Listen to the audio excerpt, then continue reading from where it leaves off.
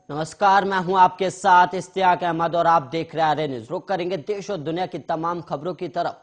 PM Narendra Modi ने रविवार को उन्नाव में समाजवादी पार्टी और अखिलेश यादव पर जमकर हमला बोला है और उन्होंने अपने भाषण के दौरान करहल सीट का भी जिक्र किया, जिससे सपा सुप्रीमो अखिलेश यादव प्रत्याशी हैं। वहीं पीएम मोदी ने कहा कि जिस सीट का ये लोग सबसे सुरक्षित मानकर बैठे थे वो भी हाथ से निकल रही है। और आपने देखा होगा, जिस पिता को मन से धक्के देकर हटाया था, जिसे अपमानित करके पार्टी पर कब्जा जमाया था, उसी से गुहार लगानी पड़ी कि मेरी सीट बचाइए। वहीं पीएम मोदी ने आगे कहा कि इन घोर परिवारवादियों की सरकार में संगीन अपराधियों और अपराधों के आरोपियों और माफिया मंत्रिमंडल का हिस्सा थे और तब माफिया ही सरकार चलाते थे। और वहीं प्रशासन को भी सीधा आदेश देते थे, ना खाता ना बही, जो माफिया और गुंडे कहेंगे वही सही।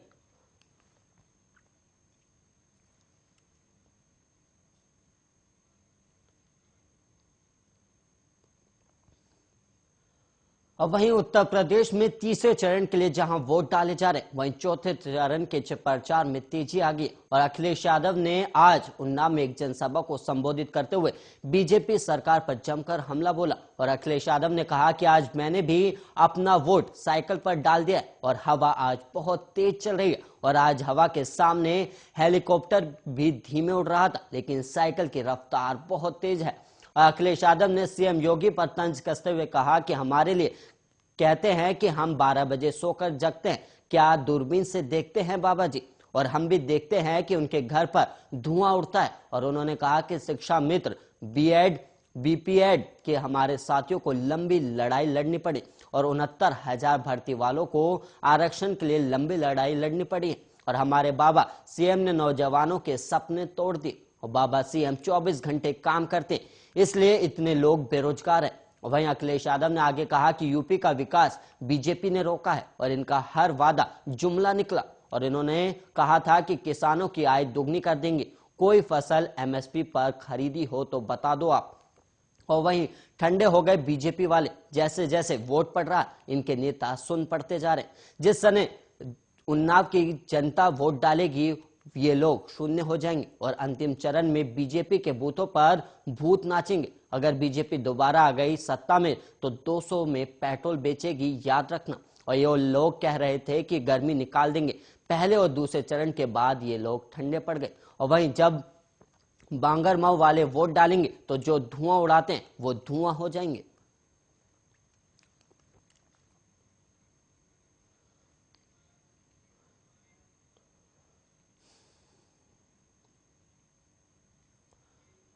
उत्तर प्रदेश स्थित लखीमपुर खीरी में सीएम योगी आदित्यनाथ ने वादा किया है कि अगर राज्य में दोबारा भारतीय जनता पार्टी की सरकार आई तो 60 साल से अधिक उम्र की महिलाओं के लिए बस की सेवाएं मुफ्त होंगी। और वहीं लखीमपुर के मोहम्मदी में सीएम योगी ने कहा कि अगर हमारी डबल इंजन सरकार फिर से सत्ता में आती है तो 60 साल से अधिक उम्र की सभी महिलाओं को राज्य निगम की बसों में यात्रा करने की मुफ्त सुविधा दी जाएगी।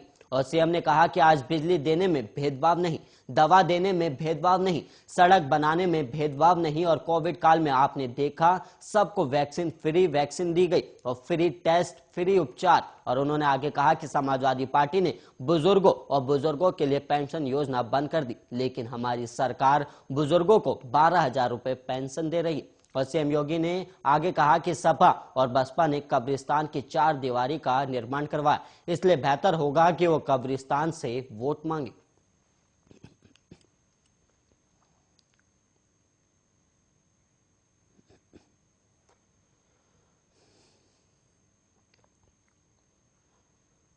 और वहीं तेलंगाना राष्ट्र समिति के प्रमुख और तेलंगाना के मुख्यमंत्री के चंद्रशेखर राव ने महाराष्ट्र के सीएम उद्धव ठाकरे और उनकी कैबिनेट मंत्री और नेताओं से सीएम के आधिकारिक आवास वर्षा बंगले में मुलाकात की है।